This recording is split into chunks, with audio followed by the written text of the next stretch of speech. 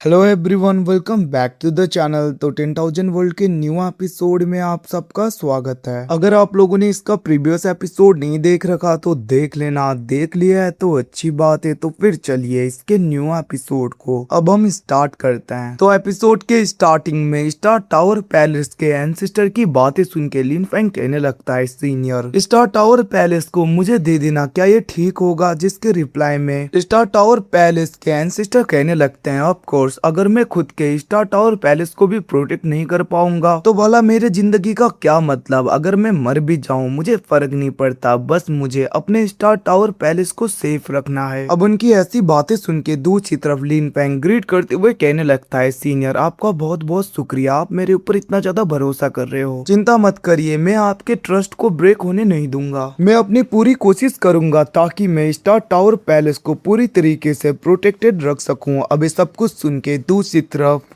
Senior Feng Singh बहुत ज्यादा खुश हो गए थे और वो कहने लगते हैं, अगर ऐसी बात है तो अब मैं मर भी जाऊं फिर भी मुझे फर्क नहीं पड़ेगा, क्योंकि मेरा स्टार टावर पैलेस सही हाथों में है तो मैं अच्छी तरीके से अब खत्म हो सकता हूं। अब उनकी ऐसी बातें सुन के लिन फैंग कहने लगता है, सीनियर मुझे माफ कर दीजिए बट मैं आपको एक क्वेश्चन पूछना चाहता हूँ, क्या आपको बचाया नहीं जा सकता? क्या सच में आपकी ऐसी हालत हो गई है कि आपको कोई प्रोटेक्ट नहीं कर पाएगा या कोई तरीका नहीं है जिसकी वजह से आपको ठीक किया जाए? अब उसकी बातें सुन के दूसरी तरफ सीनियर फेंग सिंह कहने लगते हैं, अगर तुम मुझे प्रोटेक्ट भी करना चाहो तो ये बहुत ही ज्यादा मुश्किल होगा, मुझे नहीं लगता कि इतनी आसानी से कर पाएंगे कोई। जिसको सुन के हम देखते हैं लिन फैंग कहने लगता है, सीनियर कोई तो रास्ता होगा ना? जिसे सुन के दूसरी तरफ स्टार टावर पैलेस के हॉल मास्टर कहने लगते हैं, लिन फैंग अगर तुम फादर को प्रोटेक्ट करना चाहते हो तो तुम्हें डायरेक्टली हेवनली यूनिवर्सल विल के सारे लॉ को मास्टर करना होगा। इवन की उसकी हेल्प से तुम्हें टाइम को रिवर्स करके उनके घाव को सब कुछ ठीक करना होगा, जिसके बाद में ही फादर पूरी तरीके से ठीक हो पाएंगे। बट ये सब कुछ करना बहुत ही ज्यादा मुश्किल होता है, क्योंकि अगर कोई मोटल होता तो उसका करना बहुत ज्यादा आसान होता है, बट एक पावरफुल कल्टिवेटर के लाइफ एंड डेथ के एनर्जी को पूरी तरीके से मर्ज करके रिवर्स कर पाना बहुत ज्यादा मुश्किल होता है। जिसे सुन के लिन फैंग कहने लगता है, कोई दूसरा रास्ता? जिसको सुन के हम देखते हैं वहाँ पे स्टार टावर हॉल के एंसेस्टर कहने लगते हैं, अगर दूसरे रास्ते की बात की जाए तो मुझे डायरेक्टली ब्रेक थ्रू करना होगा, बट अभी मेरी जैसी कंडीशन है अगर मैं ब्रेक थ्रू करने की कोशिशें करूंगा तो मुझे नहीं लगता कि मैं कुछ टाइम के लिए भी जिंदा रहूंगा, क्योंकि मेरी हालत पहले से ही बहुत ज्यादा नाजुक है और अभी इसी टाइम में मैं ब्रेक थ्रू करने की कोशिश करूंगा तो ये और भी ज्यादा डिफिकल्ट हो जाएगा। अब उनकी ऐसी बातों को सुन के दूसरी तरफ हम देखते हैं लिन फैंग कहने लगता है, सीनियर मेरे पास में दूसरे यूनिवर्सल विल के लॉ तो हैं, बट मुझे अभी के लिए मुझे क्यूस एनर्जी के लॉ के क्रिएशन के पांचों एलिमेंट को पूरी तरीके से एब्जॉर्ब करना होगा, जिसके बाद में मैं इसे पूरी तरीके से कंप्लीट कर पाऊंगा। क्या पता उसके बाद में मैं आपकी हेल्प कर पाऊं। जिसको सुन के हम देखते हैं मास्टर फेंग सिंह कहने लगते हैं, अगर ऐसी बात है तो तुम डायरेक्टली हमारे एंसेस्टर लैंड में चले जाओ, क्योंकि वो वक्त भी आ चुका है जहाँ पे पांचों एलिमेंट के स्पिरिट पूरी तरीके से बॉन्ड होंगे। अब सुन के हम देखते हैं वहाँ पे स्टार टावर पैलेस के हॉल मास्टर कहने लगते हैं, आपने ठीक कहा फादर, लिन फैंग को वहाँ पे चलना चाहिए। अब इन सब के बारे में सुन के लिन फैंग सोचने लगा था, लास्ट टाइम मुझे मास्टर ने बताया था कि स्टार टावर पैलेस के एंसेस्टर लैंड में क्रिएशन के लॉ स्पिरिट पूरी तरीके से बॉर्न होते हैं बहुत ही लंबे अरसे के बाद में, और अगर मैं सच में उस जगह पे चला गया और मैंने उन स्पिरिट्स को, उन एनर्जी को पूरी तरीके से कंडेंस कर लिया तो ये मेरे लिए भी काफी फायदेमंद होगा। वो ये सब कुछ सोच रहा था तभी वहाँ पे हॉल मास्टर कहने लगे थे, लिन फैंग अब हम चलते हैं एंसेस्टर लैंड में। इतना कहते हुए वो लिन फैंग को डायरेक्टली एंसेस्टर लैंड में लेकर चले गए थे, जिसके जाते ही हॉल मास्टर फेंग सिंह बहुत ज्यादा खुश हो गए थे और वो कहने लगते हैं, तुम लोग हमारे स्टार टावर पैलेस को पूरी तरीके से कंट्रोल करना चाहते थे ना, तो फिर ठीक है, अब मैं देखता हूँ आखिरकार तुम लोग डायरेक्टली ईस्टर्न एम्परर के साथ में कैसे फाइट करोगे, क्योंकि जब तक स्टार टावर पैलेस लिन फैंग के हाथ में है मुझे नहीं लगता कि तुम लोगों की औकात भी होगी हमारे स्टार टावर पैलेस को टच भी करने की। इतना कहते हुए वो हंस रहे थे। वहीं पे दूसरी तरफ हम लिन फैंग को और हॉल मास्टर को देखते हैं जो कि एंसेस्टर लैंड में पहुंच गए थे, जिस जगह पे काफी ज्यादा एलिमेंटल एनर्जी थे। वहीं पे हम थंडर ड्रैगन लेलोंग को देखते हैं जो कि बहुत ज्यादा खुश हो जाते हैं और वो चारों तरफ जाते हुए कहने लगे थे, इस जगह पे तो क्योस एनर्जी के चारों एलिमेंट है। इतना कहते हुए वो बहुत ज्यादा खुश होते हुए लिन फैंग के पास में आ गए थे और वो कहने लगते हैं, लिन फैंग तुम इन एलिमेंटल एनर्जी का यूज यूज करते हुए अब यहाँ पे डायरेक्टली ब्रेक थ्रू कर पाओगे और इवन कि तुम्हारा ट्रू फॉर्म भी अब यहाँ पे ब्रेक थ्रू कर लेगा। इतना कहते हुए हम देखते हैं थंडर ड्रैगन लेलोंग तो बहुत ज्यादा खुश हो रहे थे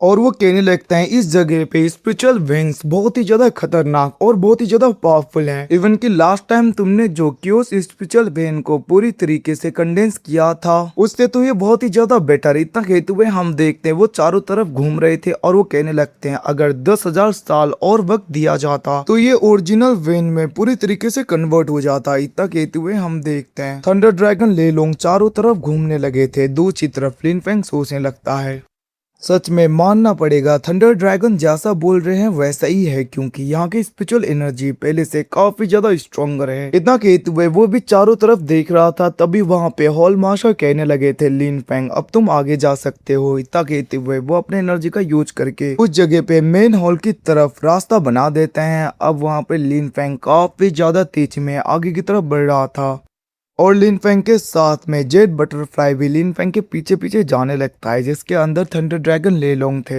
अब लिन फेंग मेन जगह पे पहुंचने के बाद में उस जगह पे बैठ जाता है और वो उस जगह पे कल्टीवेट करने लगा था और सारे एलिमेंटल एनर्जी को अपने इनर वर्ल्ड में बुलाने की कोशिश करने लगता है और हम देखते वहाँ पे सारे एलिमेंट धीरे धीरे लिन फेंग के इनर वर्ल्ड में जा रहे थे और हम देखते हैं उन सारे एनर्जी को लिन फेंग अपने स्मॉल वर्ल्ड में कंडेंस कर रहा था ताकि वो उनको रिफाइन करके अपने इनर वर्ल्ड के विल को पूरी तरीके से कंडेंस कर पाए, उसे जगा पाए। और हम देखते हैं कुछ टाइम के बाद में लिन फेंग ने सारे एलिमेंटल एनर्जी को अपने इनर वर्ल्ड में एब्जॉर्ब कर लिया था और हम देखते हैं वो एब्जॉर्ब किए गए उन सारे एनर्जी को कंडेंस करने की कोशिशें करने लगता है। वो कहने लगता है ऐसे ही अगर मैं कुछ टाइम तक इन एनर्जी को कंडेंस करने की कोशिश करूं तो मेरे स्मॉल वर्ल्ड में उसका विल पूरी तरीके से एक्टिवेट हो जाएगा। इतना कहते हुए वो उन सारे एनर्जी को और भी ज्यादा तेजी में एब्जॉर्ब करने लगता है और हम उसके स्मॉल वर्ल्ड मतलब कि इनर वर्ल्ड का सीन देखते हैं जहाँ पे उसका इनर वर्ल्ड का विल पूरी तरीके से एक्टिवेट हो जाता है। बहुत दिन तक कल्टिवेशन करने के बाद में लिन फेंग ने सक्सेसफुली सारे एलिमेंटल एनर्जी को एब्जॉर्ब कर लिया था और वो पूरी तरीके से ब्रेक थ्रू कर लेता है जिसके बाद में लिन फेंग अपने एनर्जी को देखते हुए कहने लगा था बहुत टाइम के बाद में मेरे रियल बॉडी ने ब्रेक थ्रू किया है, वैसे मुझे और भी ज्यादा एलिमेंटल एनर्जी को एब्जॉर्ब कर लेना चाहिए ताकि फ्यूचर में मुझे ब्रेक थ्रू करने में और भी ज्यादा आसानी हो। इतना कहते हुए लिन फेंग उसी जगह पे बैठ गया था और वो डायरेक्टली उस जगह पे और ज्यादा कल्टीवेशन करने लगता है, उन सारे एनर्जी को एब्जॉर्ब कर रहा था। अब यहाँ से सीन शिफ्ट होके डायरेक्टली हम क्वीन मू को देखते हैं जो कि एम्पर तियानी के पास में पहुंच जाता है और वो खाली हाथ उस जगह पे आया था जिसे देखकर एम्पर तियानी बहुत ही ज्यादा गुस्सा होते हुए अपने एनर्जी को उसके ऊपर बनाने लगा था और वो कहने लगता है क्वीन मू मैंने तुम्हें क्या कहा था और तुम खाली हाथ आ गए। जिसे सुन के क्वीन मू कहने लगता है एम्पर मुझे माफ कर दीजिए, ये सब कुछ मेरी गलती नहीं है, मैं तो ईस्टर्न एम्पर के सन को पकड़ के आपके पास में लाने ही वाला था बट उस टाइम पे बीच में एम्पर यान आ गए काउ फैमिली के जिसकी वजह से मैं कुछ नहीं कर पाया क्योंकि एम्पर यान बहुत ही ज्यादा पावरफुल हैं और उनके एनर्जी के आगे मेरा कुछ भी नहीं चला। मुझे माफ कर दीजिए मास्टर, मैं चाहकर भी कुछ नहीं कर पाया उसकी ताकत के आगे। जिसको सुन के हम देखते हैं एम्पर तियानी अपने एनर्जी को पूरी तरीके से रोक देता है और वो कहने लगा था क्या एम्पर यान आखिरकार उसकी इतनी ज्यादा हिम्मत, वो तो बस अभी 9th रेवोल्यूशन का एक कल्टीवेटर है, क्या उसे उसकी औकात पता नहीं, उसकी इतनी ज्यादा हिम्मत कि वो इंपीरियल कोर्ट के खिलाफ जाए। इतना कहते हुए हम देखते हैं वहाँ पे एम्पर तियानी बहुत ही ज्यादा गुस्सा हो रहा था जिसको देखकर क्वीन मू कहने लगता है मास्टर क्या हमें अभी भी ईस्टर्न एम्पर के सन को कैप्चर करना चाहिए। जिसके रिप्लाई में हम देखते हैं वहाँ पे एम्पर तियानी कहने लगता है ऑफ कोर्स हम स्वॉर्ड मास्टर दोंगजी के सन को अभी भी पकड़ेंगे। जिसे सुन के हम देखते हैं वहाँ पे क्वीन मू कहने लगता है मास्टर एम्पर यान उसे प्रोटेक्ट करते हैं तो मेरे विचार में आपको खुद ही जाकर सब कुछ करना होगा। जिसको सुन के हम देखते हैं एम्पर तियानी कहने लगा था तुमने ठीक कहा, वैसे भी इन गद्दारों को बताने का वक्त आ गया आखिरकार इंपीरियल कोर्ट कितना ज्यादा पावरफुल है। इतना कहते हुए हम देखते हैं वो अपने एनर्जी को रिलीज कर रहा था और वो कहने लगता है अगर अभी हमने कुछ भी नहीं किया तो लोगों को लगेगा कि इंपीरियल कोर्ट बहुत ही ज्यादा वीक पड़ गया है, बट इन सबको इनकी औकात दिखाने का वक्त आ गया। आखिरकार उस एम्पर यान की इतनी ज्यादा हिम्मत वो हमारे इंपीरियल कोर्ट के खिलाफ जाए, ऐसा लग रहा है उसे भी सबक सिखाना पड़ेगा और सब दुनिया वालों को बताना पड़ेगा कि आखिरकार इंपीरियल इम्पेरियल कोर्ट से पंगे लेने से क्या क्या होता है इतना कहते हुए वो अभी भी अपनी एनर्जी को रिलीज कर रहा था। और गाइस जिसी के साथ में यहाँ से सीन शिफ्ट होके दूसरी तरफ हमें स्टार यू को दिखाया जाता है, जहाँ पे वो ग्रेट एल्डर लिन फेंग के सारे बच्चों को लेकर उस जगह पे आ गए थे। इवन कि लिन फेंग का इनर्ट स्पिरिट भी उस जगह पे था, जहाँ पे वो मास्टर कहने लगे थे ये स्टार यू है जहाँ पे तुम्हारी आंट बहुत पहले ट्रेनिंग किया करती थी। अब ये सब कुछ सुन के उस जगह पे यू याओ और तियानसी तो बहुत ज्यादा खुश हो गए थे। और वहीं पे दूसरी तरफ हम आयुन को देखते हैं जो कहने लगे थे सीनियर क्या सच में हमारी आंट इतनी ज्यादा पावरफुल थी उस टाइम पे, जिसको सुन के हम देखते हैं वो मास्टर कहने लगे थे ऑफ कोर्स तुम लोगों की आंट बहुत ही ज्यादा पावरफुल हुआ करती थी उस टाइम पे। इवन कि उन्होंने तो हमारे स्टार टावर पैलेस के एंसिस्टर के एनर्जी को भी पूरी तरीके से सरपास कर दिया था और अभी उनकी कल्टिवेशन बहुत ज्यादा हाई है। अब ये सब कुछ सुन के यू याओ और वहाँ पे आयुन वो सब तो बहुत ज्यादा खुश हो गए थे। और वहीं पे वो मास्टर पोर्टल को ओपन करने लगता है और डायरेक्टली वो लोग उस ट्रेनिंग ग्राउंड की तरफ जाने लगते हैं जहाँ पे लिन फेंग की सिस्टर पहले ट्रेनिंग किया करती थी। अब उनकी ये सब कुछ बातें सुन के दूसरी तरफ साउटियान तो बहुत ज्यादा खुश हो गया था और वो अंदर चलते हुए कहने लगता है फाइनली मैं फिर से सीनियर सिस्टर को देख पाऊंगा। मैं तो बहुत ही ज्यादा खुश हो रहा हूँ। पिछली बार जब मैं सीनियर सिस्टर को मिला था उन्होंने मुझे एक ट्रेजर दिया था, ऐसा लग रहा है कि इस बार वो मुझे बहुत कुछ देंगे। इतना कहते हुए वो सोच रहा था मैंने तो यहाँ पे तियानसी की हेल्प भी की थी, इसका मतलब मुझे बहुत ज्यादा ट्रेजर मिलेगा। ये सब कुछ सोचते हुए वो खुश हो रहा था। तभी हम देखते हैं कि उस ड्रैगन आते हुए कहने लगता है ब्रदर साउटियान वैसे सीनियर एम्प्रेस सिस्टर बहुत ही अच्छे दिमाग की है या वो बहुत ज्यादा गुस्से वाली है। जिसे सुन के हम देखते हैं साउटियान कहने लगता है उन्हें गुस्सा नहीं आता, वो बहुत ही अच्छी है और बहुत ही ज्यादा काइंड है। इवन कि मुझे याद है उन्होंने मेरी कल्टीवेशन में काफी ज्यादा हेल्प की थी। इतना कहते हुए हम देखते हैं साउटियान तो बहुत ज्यादा खुश हो रहा था, जिसे देखकर क्योस ड्रैगन कहने लगता है ब्रदर साउटियान क्या तुम प्लीज जब यहाँ पे सिस्टर सीनियर आगे आएंगी मेरे बारे में कुछ अच्छी अच्छी चीजें बोलोगे उन्हें। जिसे सुन के हम देखते हैं वहाँ पे साउटियान कहने लगता है भला मैं ऐसा क्यों कहूँ। जिसको सुन के हम देखते हैं क्योस ड्रैगन कहने लगा था मैं तो तुम्हारा जूनियर ब्रदर हूँ ना, वैसे भी प्लीज आप सीनियर सिस्टर के आगे मेरी तारीफें जरूर करना ब्रदर। जिसको सुन के साउटियान कहने लगता है ठीक है मैं सोचूंगा, आखिरकार तुम कैसा बिहेव करते हो मेरे आगे उसके हिसाब से ही मैं सीनियर सिस्टर को तुम्हारी तारीफें करूंगा। जिसको सुन के हम देखते हैं कि उस ड्रैगन बहुत ज्यादा खुश हो गया था और वो एकदम से साउटियान के हाथों की मसाज करते हुए कहने लगता है ब्रदर साउटियान तुम बहुत ही अच्छे हो, आज से तुम जो कुछ भी करोगे मैं उसे ही फॉलो करूंगा, तुम मेरे सीनियर ब्रदर हो, तुमसे अच्छा कोई भी नहीं। इतना कहते हुए हम देखते हैं वो बहुत ही ज्यादा तारीफें कर रहा था और हम देखते हैं वो बहुत ज्यादा खुश होने लगता है। वो कहने लगता है ब्रदर साउटियान तुम बहुत अच्छे हो। इतना कहते हुए हम देखते हैं वो दोनों ऐसी बातें करते करते आगे बढ़ रहे थे। दूसरी तरफ लिन फेंग वो सब लोग भी मेन हॉल के आगे पहुंच जाते हैं जहाँ पे वो मास्टर कहने लगे थे लिन फेंग तुम्हारे सीनियर सिस्टर ने मुझे कहा था कि जब भी उन्हें मिलना हो किसी को उन्हें सबसे पहले उनके टेस्ट को पूरी तरीके से कंप्लीट करना होगा